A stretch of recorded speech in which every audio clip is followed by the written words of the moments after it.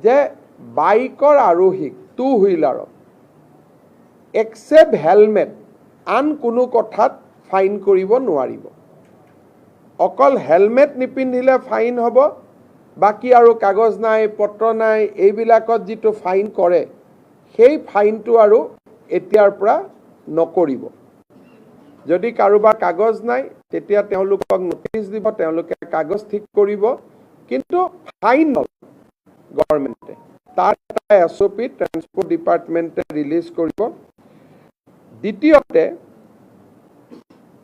Auto rickshaw, rickshaw যিকোনো তিনি wheeler তিনিচকীয়া যুক্ত গাড়ীক 4 বাৰকৈ তেওঁলোকে ৰিপিটেড অপৰাধ নকৰালৈকে তেওঁলোকৰ পৰা কোনো ফাইন নোলোৱাৰ সিদ্ধান্ত লৈছে।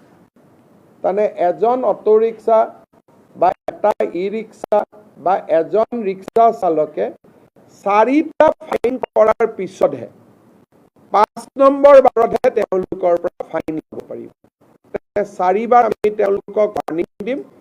4 বাৰ ৱাৰ্ণিং দিয়াৰ পিছতো যদি তেওঁলোকৰ ভুলটো তেওঁলোকে কৰিয়ে থাকে তেতিয়াহ'লে 5 নম্বৰ বাৰতহে তেওঁলোকৰ পৰা ফাইন লোৱা যাব। আৰু তেনেকে মটৰচাইকেল, স্কুটাৰ, স্কুটি আদিৰ পৰা এটাতে খালি ফাইন লোৱা যাব হেলমেট নিপিন্ধিলে। বাকী আন কথাত আমি তেওঁলোকৰ পৰা ফাইন নলওঁ।